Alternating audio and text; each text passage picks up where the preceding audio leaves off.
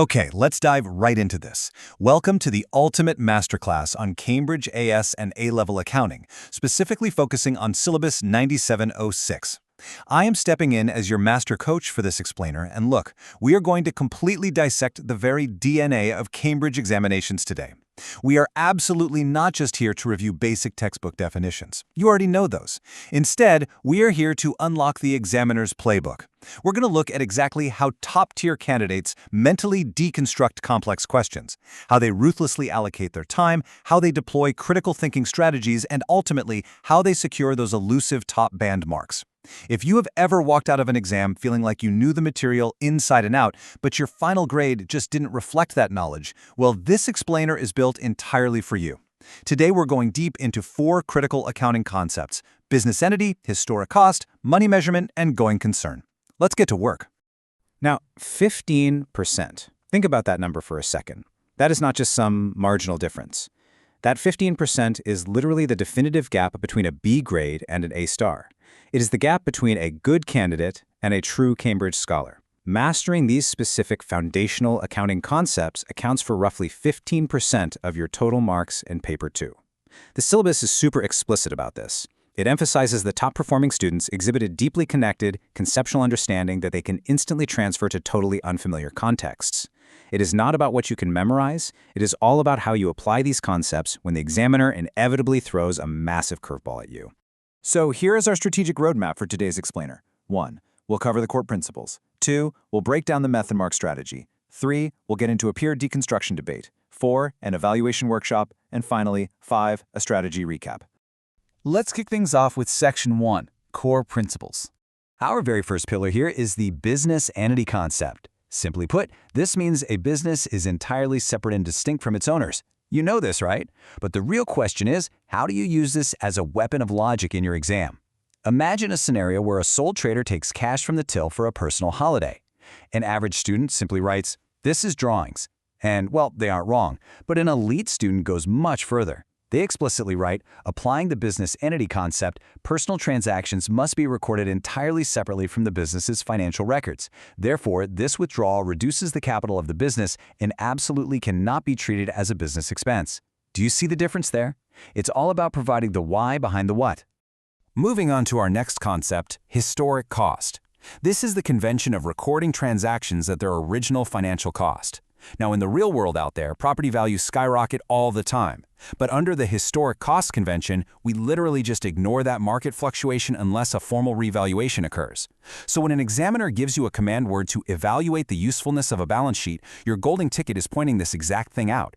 You explain that because of the historic cost concept, the true market value of the business might be significantly understated. And that right there leads to a major limitation in how stakeholders interpret those financial statements. Then, we have the money measurement concept.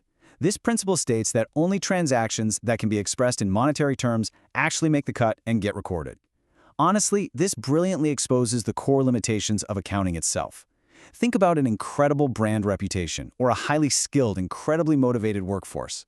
Those are huge assets, right? But they don't make the balance sheet because they cannot be objectively measured in dollars and cents. So when you are analyzing the financial health of a business based purely on its accounts, you've got to use money measurement as a primary critique. You need to argue that vital qualitative factors are entirely excluded, providing a totally incomplete picture to potential investors. And finally, for our core principles, we have the going concern concept. This is the baseline assumption that the business will continue to operate indefinitely into the foreseeable future. I need you to know that making cross-topic connections using these terms achieves significantly higher marks. Just think about it. Why do we bother splitting assets into non-current and current categories? Or why do we depreciate a piece of heavy machinery over 10 years? It's entirely because of the going concern concept. Now flip that scenario. If a business is facing imminent bankruptcy, that concept is completely broken. Suddenly, all those assets must be valued at their forced sale liquidation value, not their net book value. Bringing that deep causal relationship into a written essay shows absolute mastery to an examiner. All right, moving right along to Section 2, the method mark strategy. Look, marks aren't just given for arriving at the final, perfect number at the bottom of the ledger. Examiners actively award crucial method marks for your actual process.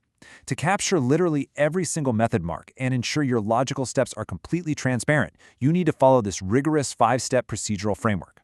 Step 1. Deconstruct the question constraints. What are they actually asking? Step 2. Extract the relevant data from the stimulus materials. Step 3. Select your analytical framework. Step 4. Execute with clear notation. Actually, let me emphasize that. Do not just write a random number on the page. Label it cost of sales or depreciation expense. Show your work. And step 5. Verify if the final results make logical business sense. If your calculated profit is somehow larger than your total revenue, you know you've messed up step 4. Okay, let's look at section 3, the peer deconstruction debate. I want you to imagine two digital scholars. Let's call them Alex and Sam. And they are collaboratively tackling a brutal, high-tariff 15-mark essay question on accounting concepts. Now, Alex is highly technical. He's focused purely on listing definitions and formulas, which is great for hitting assessment objective 1, the knowledge marks. Sam, on the other hand, is the creative thinker. Sam argues for broad philosophical concepts to hit the evaluate command word, aiming straight for assessment objective 3. But right now, they're stuck. They've hit a wall. Alex's response reads like a dry dictionary, while Sam's is this floating philosophy essay with no grounding. So what is the elite strategy here? Well, you absolutely need Alex's technical precision to anchor Sam's critical evaluation. You literally cannot evaluate a concept you haven't clearly defined first. But defining it without judging its real-world impact completely ignores the command word. You need both to unlock those top marking bands. Let's step in here as the master coach and pause their session. Why are Alex and Sam struggling so much? Because they are falling face first into the exact traps cited directly by principal examiners year after year. Trap number 1, using the wrong approach for the context. Students will memorize a generic advantage from a textbook and completely ignore the specific business scenario given in the prompt. Trap number 2, forgetting presentation formats. Even in extended, essay-style responses, structure absolutely matters. And trap number 3, non-specific, generic answers. Writing a sentence like this makes the accounts more accurate is a 0-mark sentence. No way around it. You must specify exactly how and exactly why it makes things more accurate. Now, right before we deconstruct the absolute hardest part of the entire syllabus, I need you to do something for me. Hit that subscribe button for Ace the Exam's IGCSE O and A levels at the handle at acetheexam_IGCE. Make sure to turn on all notifications so you never miss a weekly Cambridge breakthrough strategy. Okay, let's get into section 4, our evaluation workshop. Let's do a quick, immersive pause and practice workshop together. I want you to imagine a student wrote this exact paragraph in response to a tough evaluation question. The business uses the money measurement concept, which is good because it shows all the money. However, historic cost means the buildings are cheap. Therefore, the financial statements are not completely accurate. Okay, take 10 mental seconds. Seriously, look at it. Spot the flaws in that uncontextualized, totally simplistic response. Why would a Cambridge examiner look at that and give it almost 0 marks for evaluation? Let's systematically dissect it. True evaluation of evidence quality, the stuff that gets you the big marks, requires identifying 4 distinct things: limitations, assumptions made, alternative interpretations, and effects on conclusions. That student's answer we just looked at, it failed on literally all 4 fronts. Here's how an elite answer handles it. First, it identifies the limitation. While money measurement ensures objective quantitative data, it assumes qualitative factors like management skill are irrelevant. Next, it explores alternative interpretations. During periods of high inflation, rigidly applying historic cost significantly understates asset values, potentially misleading investors. Do you see the jump in quality there? That is exactly how you question assumptions and justify your analytical decisions with hard evidence. And this brings us to a massive, urgent alert straight from the Cambridge Principal Examiner report. I want to quote this directly. Always define terms before using them in extended responses. Those examiner reports reveal that candidates consistently, year over year, confuse key terminology.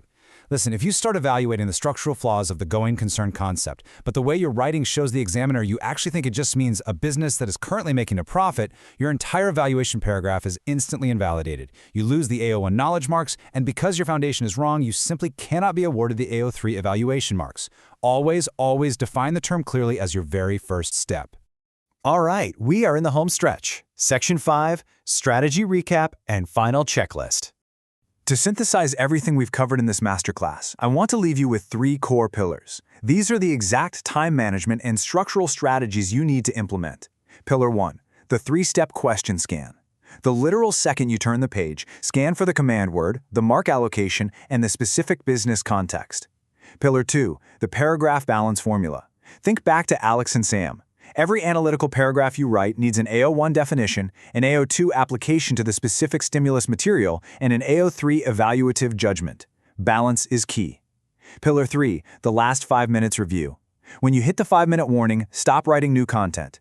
Go back and review your formats. Ensure you actually answered the specific question the examiner asked, not the one you just hoped would be on the paper. Now, to leave absolutely nothing to chance, here is your ultimate bulletproof safety checklist. Right before you hand that paper in, ask yourself these questions. Did I apply the specific context of the prompt? Did I use proper formal headings for all my financial statements? Did I double-check for correct terminology? For example, did I write trade receivables instead of just using the old term debtors? Did I verify that my formats are perfectly appropriate for the scenario? And finally, did I add clear, legible annotations to my workings so the examiner can actually award me every single method mark possible? Well, we've covered a massive amount of ground today. But remember, crushing Cambridge exams isn't about cramming. It requires consistent, high-level strategy. Make sure you subscribe to Ace the Exam's IGCSE O&A levels at the handle @AceTheExam_IGCSEE.